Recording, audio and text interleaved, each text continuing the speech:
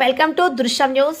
సంగారెడ్డి జిల్లా హత్నూర మండల పరిధిలోని సాదుల నగర్ గ్రామంలో 1001 దీపారాధన కార్యక్రమం. సాదుల నగర్ గ్రామంలో హనుమాన్ దేవాలయం వద్ద భక్తులు స్వామివారికి కార్తీక పౌర్ణమి సందర్భంగా సాదుల నగర్ గ్రామస్తులు ప్రత్యేక పూజలు చేసి దీపోత్సవంతో కాంతులతో భక్తులు భక్తి శ్రద్ధలతో కార్తీక పౌర్ణమి భక్తి భావాన్ని చాటారు.